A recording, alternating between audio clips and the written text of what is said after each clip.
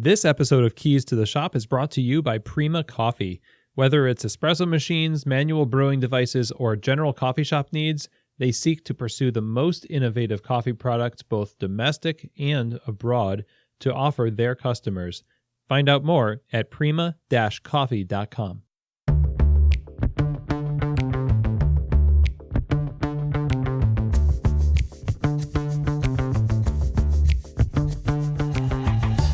This is Keys to the Shop, episode 56, The Sleepwalking Barista.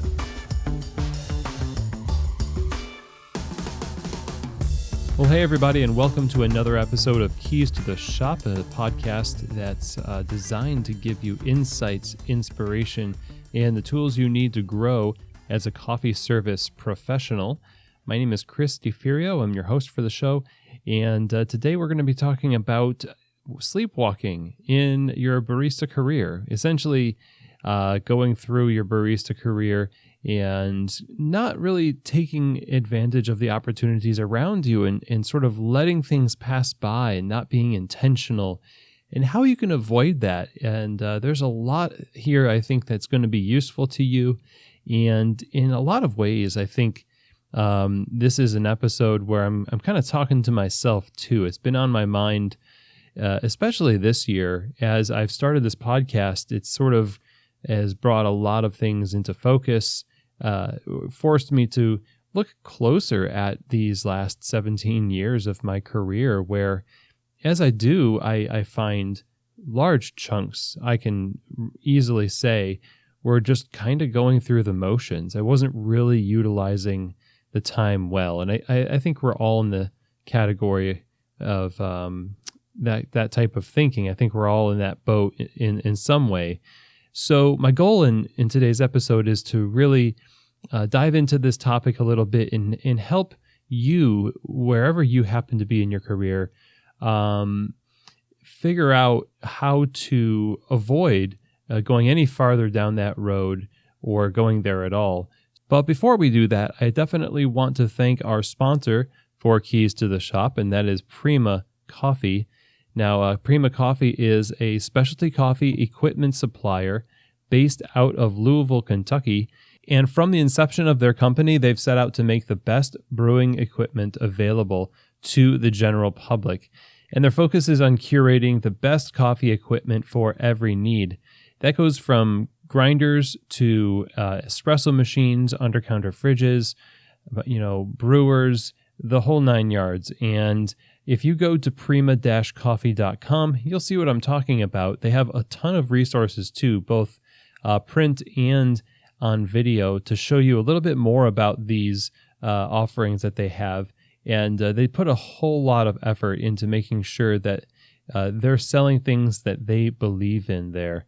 Now, they put a big emphasis also on having expertise in these things to help their customers get the right gear to fit every situation. So go to prima-coffee.com, check out what they have to offer, and reach out to them. Let them know what kind of questions you got, if it's a new cafe that you're opening up, or if you just want to set up a killer home bar, they've got you covered. So my thanks to Prima Coffee for their support of Keys to the Shop, and also supporting us as a coffee community by providing us the tools we need to do our jobs well. Okay, so the Sleepwalking Barista.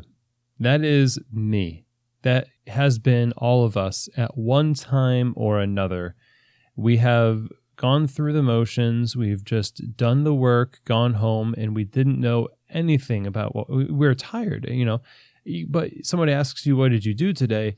You really can't tell them what you did. It's kind of like when you're tired and you drive home and you can't remember actually driving. It's really scary. But oftentimes, it's like that with our careers too. It's not just a one day in our career.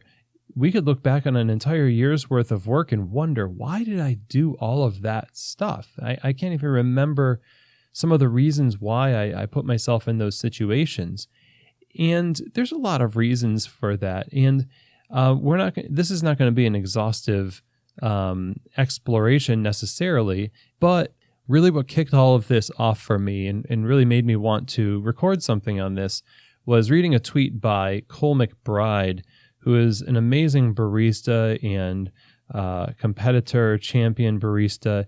If you don't follow Cole McBride on Twitter, you can follow him at Cole, C-O-L-E, Coffee, Cole Coffee. But anyhow, a tweet that Cole put out at the end of October said this: doing each and every task as a barista with intention and awareness will lift you to new heights. And I just thought that's such a simple comment, but it is one of those things that you'd be surprised. It doesn't happen very often in a barista's day-to-day work. And it's not something that you hear as an admonition to people. Managers aren't really holding baristas accountable for doing their tasks with intention and awareness, because those concepts are kind of amorphous. It's hard to nail those down and hold people accountable for those things. And rightly so, because this comes into the area of personal responsibility. So it's a simple thought, to be sure, but it carries a lot of implications. And when you think about it, it carries some indictments with it, if we'll let it. We need to be held accountable, and not just to our bosses or to some outside standard, but to ourselves. I think one of the most powerful things any of us can do to make an impact on the industry, our lives, or those around us is to take personal responsibility for our thoughts and actions, both present, past, and future. And when we take personal responsibility for everything that we do or everything that we say, we tune in a little bit more every step of the way to how we're thinking and what we're saying and the impact of that.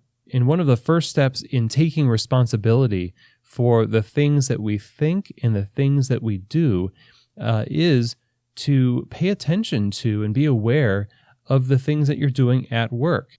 The lack of this is the reason why I probably am not as far in my career as I would like to be. I don't know if any of us are really as far as we'd like to be. There have been many opportunities that we've simply not been aware of because we weren't looking hard enough. And we're going to get into the reasons why here, but an analogy I think would help, because I really like analogies. So why not do an analogy? Well, let's take water, for instance, since we all work with water so much. Water is not just going to come to us and tell us about what it has to offer in terms of its energy sources, like its capabilities. If you're just going to stand by a river and look at it, you're not going to really understand its power. You have to harness that power.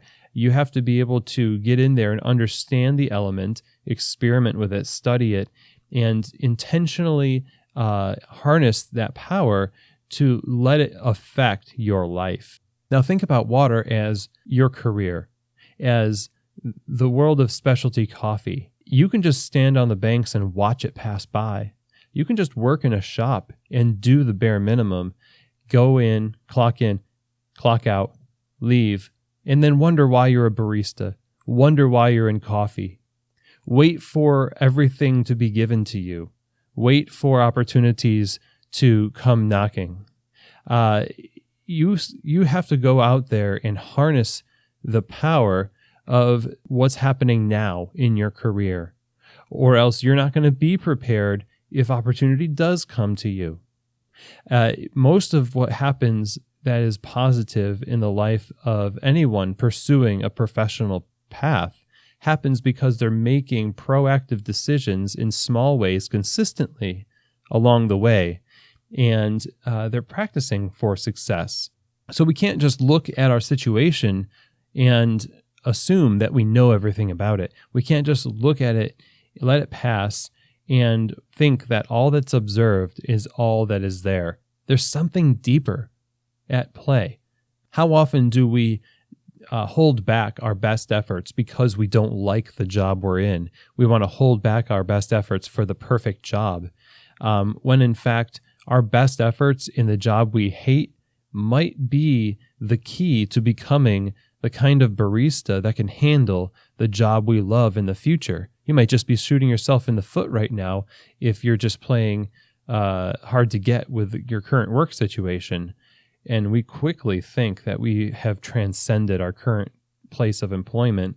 Like after 2 or 3 years, somehow we've outgrown a coffee bar or a set of customers in a neighborhood. I have a hard time believing that. And I think it comes down to this. Our thoughts about our work, from our shift to the milk run, the closing checklist, dealing with customers, we can either be the type of people who write things off as insignificant or not deserving of our attention or further study, etc. We can just write things off. Doesn't matter. Or we can be the people that write notes. So we write notes because we know that this can be useful. This is something worth studying. It may not be the best thing, and I might not feel great about it, but it is worth learning from. So we're either going to write something off or we're going to write notes about it. Back to the tweet that Cole put out there. If you really want to be intentional and aware of what's going on in your career, and you don't want to sleepwalk through especially your early years as a barista, because those are so formative. But even if you're far into your career, right now might be the absolute best time for you. So there are 7 things that I think we do to really shoot ourselves in the foot when it comes to getting the most out of where we are in our careers currently. And these are things that really cause us to sleepwalk through our careers, and thus we miss whole parts of opportunity in our careers where we could be making progress, where we could be finding more fulfillment in our jobs and the relationships and growth that those things bring. So let's just go through them real quick, and I'll dive into them each afterwards. The first is that we assume that we know, and then we don't need to learn any more. The second is we work for the approval of others. We seek the approval of others. 3, we run from pain. 4, we isolate ourselves in pride. 5, we complain. 6, we deflect blame for our thoughts and actions. And 7, we despise our constraints. So let's talk about the first thing. We assume that we know and there's nothing else to know. Like we know something so much that we don't have to really pursue learning anymore. I know my wife pretty well, but I would be a fool to think that I knew the depths of her being. If I knew everything there is to know about her, I never will. And, that's what makes human relationships so exciting, is that you might know a person in part, and you might be the authority in terms of who knows this person the best. But we can't really get too prideful, because there are a lot of layers that we might not ever become aware of in our relationships with friends or family or significant others. That's just the nature of reality. And that goes for your work too, especially considering the fact that our work involves so many different types of people. Let's just talk about this for a second. In nature, even the most outwardly ugly thing, a tree stump or pile of rotting leaves, depending on how you look at beauty, these things inwardly are held together by a beautiful order and this complexity, a matrix of different things that when you look at them under a microscope, or you understand what's holding it together, when you understand it in a more deep way, you can appreciate its beauty in spite of its outward appearance. So we stop too often at the first sight and quickly judge a situation that we're in because we want certainty and we want it quickly. We want to define where we are so that we can move on to redefinition. Mystery and exploration is hard because it's a process and it's not a place. It's not a destination necessarily. Place comes through process.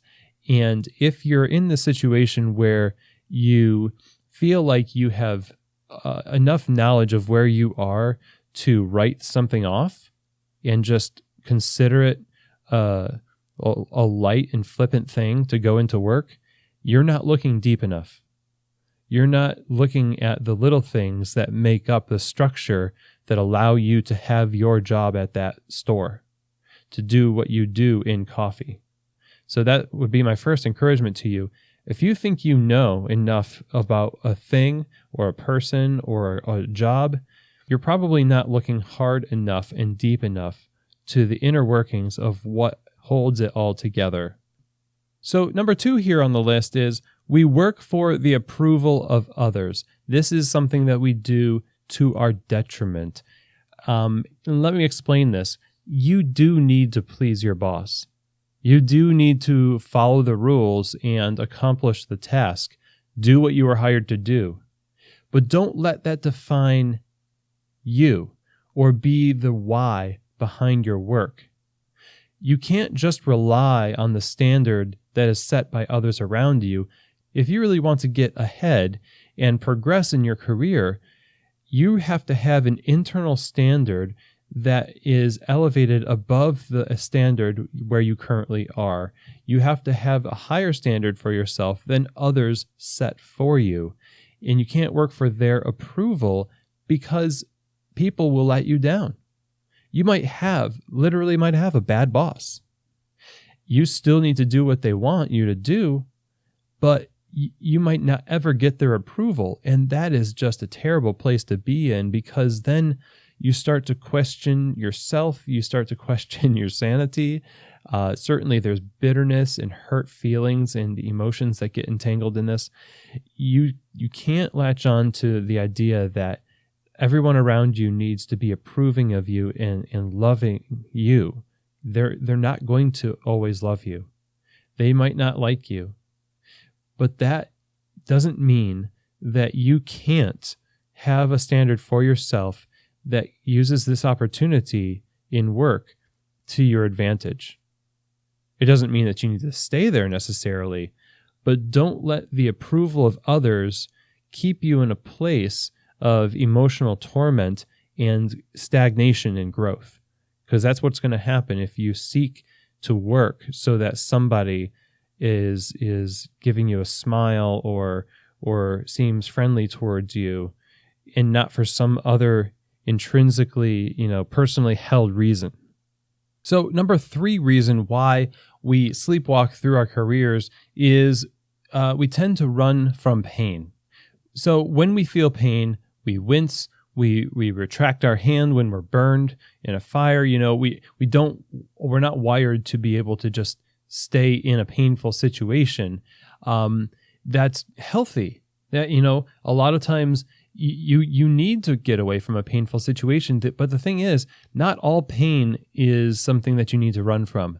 When it comes to growing pains, when it comes to things where you're outside your comfort zone, or you're being put in a situation that is really stretching you and the pain comes, we shouldn't really avoid that pain. Like if you are put on the spot to take on a project, or like if you've never done a catering event before and you're supposed to lead the project to do this catering event and you back down from it because it's uncomfortable, then you're running from pain. You're running from the opportunity to grow in that thing. We like to think we can grow and growth can happen and it be painless. Like somehow we're going to be put under, and then when we come out, like surgery, we're going to be better. Well, it doesn't work like that, because if you're put under, you miss the opportunity. You need to be aware. You need to be present in the moment to be able to take advantage of the growing opportunity. If you ever get a chance to hear about the ultra runner named David Goggins, he's talking about these crazy, 100-mile races that last for like 3 days. Did some crazy stuff. He did some race where he just didn't even train for it. And he went to do a qualifying race for one of the hardest races in the world, and he had to run 100 miles on a track on fractured shin bones, and he was peeing blood, and he still had 20 some odd, or maybe even 30 miles to go, and he did it. This guy used to be a Navy SEAL, and one of the quotes that he's always saying when he's interviewed is, suffering is a part of growth. You can't grow unless there's suffering involved. Is that an overstatement? I don't know, because oftentimes when we're in the position of our most formative times, they tend to be very uncomfortable, but we can look back and say, man, I learned a lot in those times. And the more present you are and the more clear-headed you are, the more you embrace that idea that this pain is a good kind of pain, then the less likely you are to sort of sabotage yourself by running away from it subconsciously or trying to distance yourself from it. So embrace the pain that comes along with growth. Number 4, we isolate ourselves in pride. What I mean by this is when we feel like we're too good for a place, but we have to work there until the better opportunity comes. Like maybe we're going to go to a competition and some other coffee shop is going to recognize how great we are and they're going to, totally headhunt us and we're going to go and get a better job. First of all, you're not all that hot. Let me just tell you. No, none of us are. If you think you're a superstar in the barista world, just repeat that phrase back to yourself. Superstar in the barista world, in coffee, famous in coffee. Fame itself. I mean, what do these things really mean anyway in the grand scheme of things? That's pride talking. What are you doing right now for the shop where you are to bring the team together? If this is you and this is something that you're struggling with, I would challenge you to look and see if maybe you aren't a part of the problem. In the store. It's one of the questions I like to ask people when they are interviewing for a barista job is, in what way did you contribute to the problems or the dysfunction in your last job?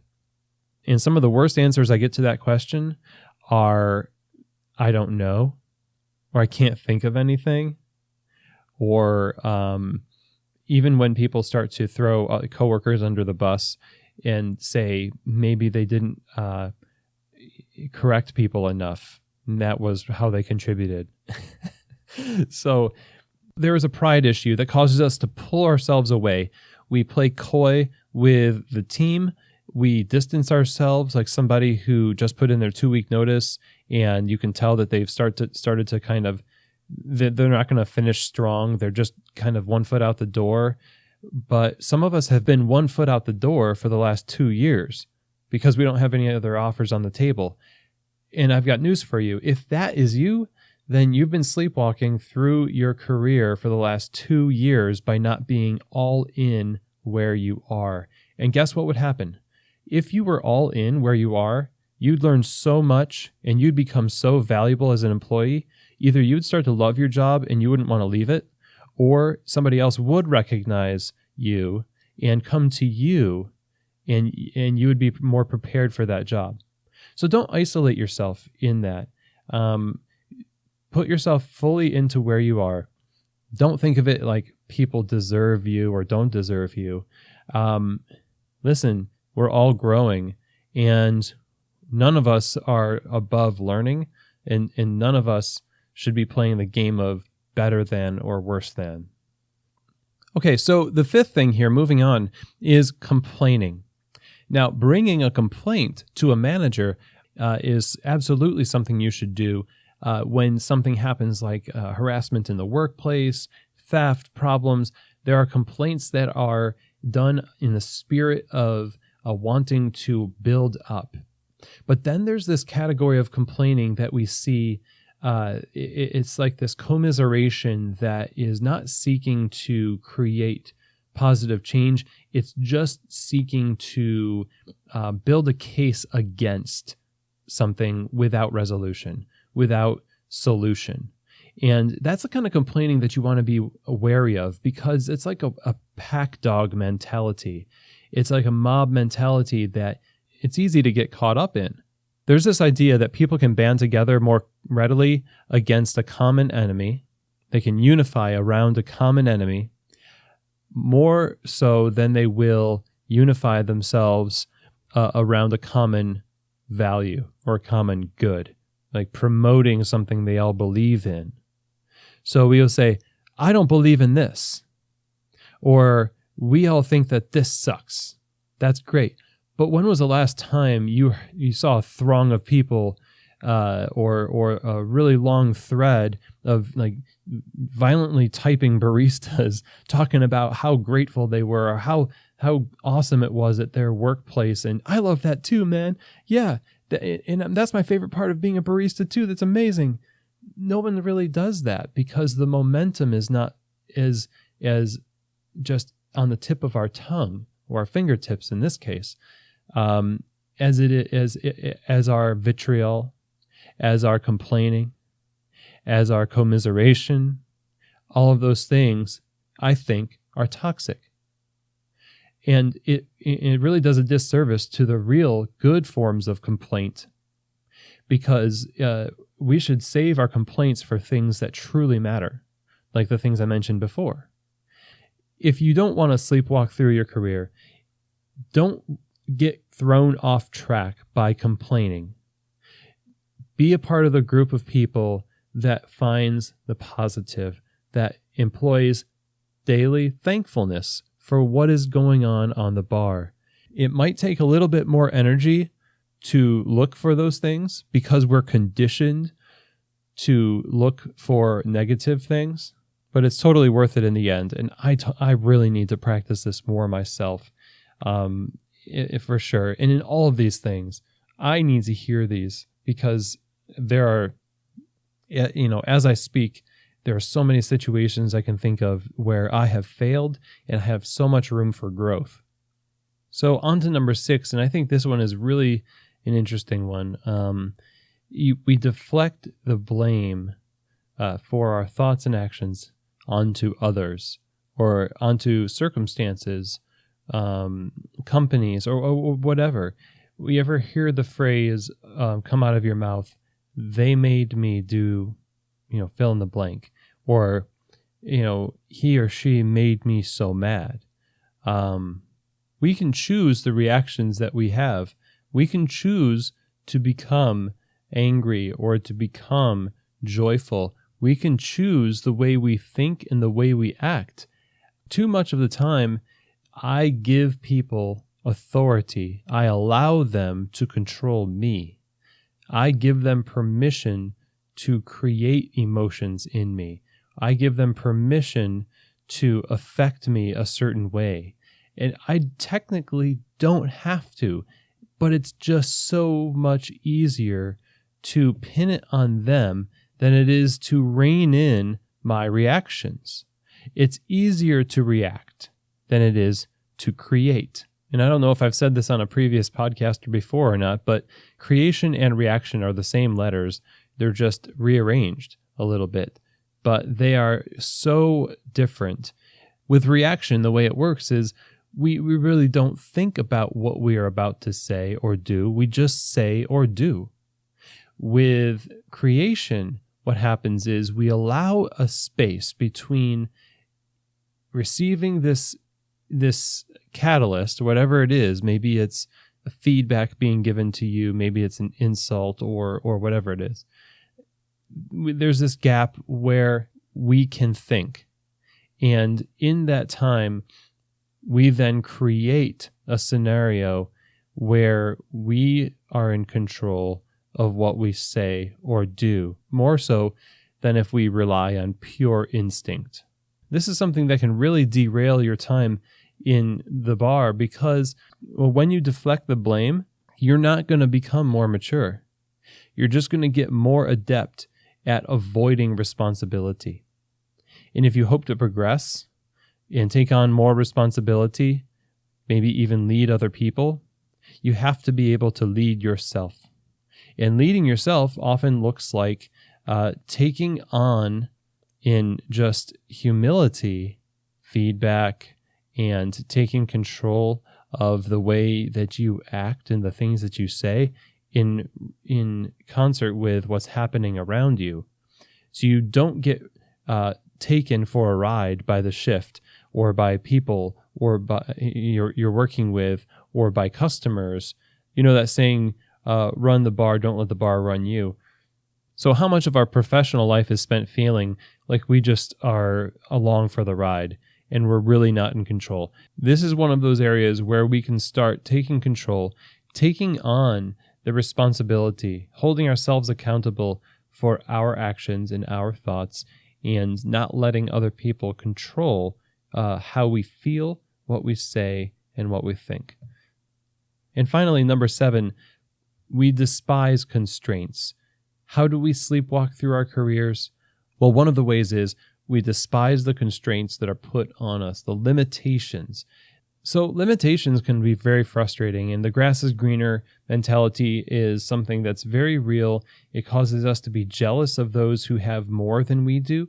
And I just want to break this down because constraints oftentimes in history for businesses and individuals, artists, often leads to innovation. It leads to a deeper understanding of the thing being pursued. Somebody who has a physical deformity or somebody who has a physical limitation, somebody who has to paint a different, by holding the brush a different way, will in fact oftentimes invent things in this process that an artist who has full use of their appendages will never think to do because they don't have to.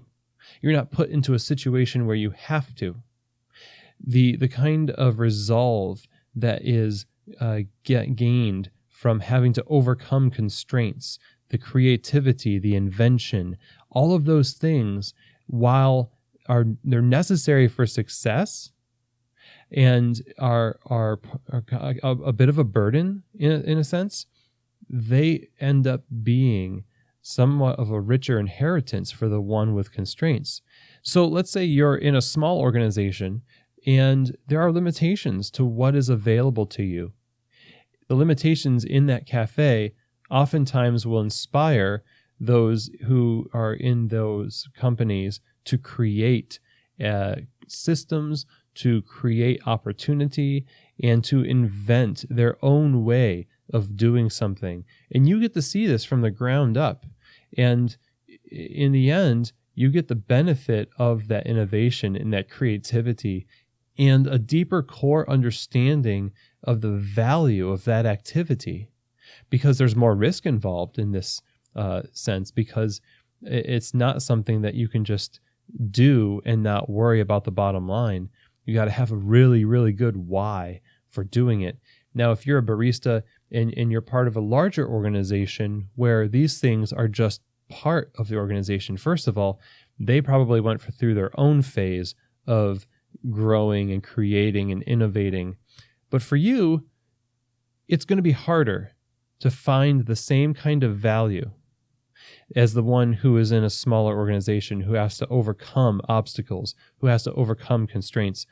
For you, what you really want to focus on first is making sure that you're not taking for granted these things that are available to you, and know that you're going to have to work hard to dig into and find the core why and value of this thing, because the system has been built up already and you are inheriting a finished thing.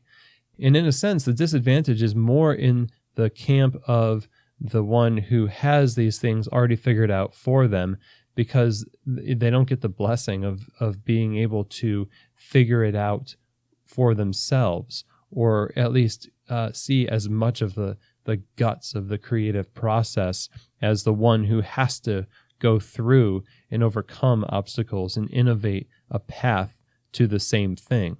So don't despise your constraints. Oftentimes they actually are the thing that will enrich you and force you to grow into a place that will serve you well in your career to come. To recap the positives from this, the things that you should be practicing, you'll want to really dig deep into where you are right now. Explore it. Look for the hidden meanings and depths of it. And that will help you not assume that you know and stop learning. Work for a standard that is consistent and higher, one that you provide for yourself, that is higher than the one being provided for you. Don't work for others' approval. Work for that higher standard. Work for a better why. You want to also embrace the pain that comes with growth. It's going to be hard. There's going to be uncomfortable times, and it's not going to all seem like it's worth it. But in the end, that pain will subside, and you'll find yourself having become more mature, becoming a better professional, and having grown a ton. Number 4, don't isolate yourself and think that you're too cool for where you are. Don't be prideful, but put yourself in a level of a learner. Go all in. Don't be 1 foot out the door for a year or 2 while you're in a cafe. Give yourself completely to where you are and be a part of the team. Be a part of a solution. And I think you'll see a lot of positive growth from that. Don't complain. Try to find things to be thankful for within your current circumstance on a daily basis. You have to practice that because our natural inclination, again, is to go on to complaining, go on to this kind of toxic cycle of negativity. Then take authority for your actions and your thoughts and your emotions too. Don't give others the authority to manipulate your emotions or your thoughts or your actions, and don't blame other people for how you act. You are the one choosing to do whatever it is you have done or plan on doing. So take on the responsibility for those things on a daily basis. And then finally, if you do have limitations in your career, look at those as blessings, because historically, a lot of the best thinkers, a lot of the best innovations and creativity, work being done is being done by people, or it has been done by people who have been under the greatest constraints, and it's forced them to find innovative solutions, deeper understanding of their field of study, and there's no reason why that can't be you. So look at this as actually something that you have as an advantage. So I hope that this all was really helpful to you. I think it was really helpful to me, honestly. Make opportunity this week to examine your career and see if these things are kind of sneaking up on you and they're somehow a part of your career, and seek to employ these positive changes to those areas and see if that doesn't make a difference in how you become more aware and more intentional in your career. I know it's really, these concepts have helped me whenever I've really applied them, and Lord knows I need to do it a lot more. So I'll be doing the same thing as I go forward, and we'll just get better together. So that's really great. My thanks again to Cole McBride for tweeting such great stuff. You should really follow him on Twitter. It's Cole Coffee on Twitter. I should really have Cole on the show. So give him an email.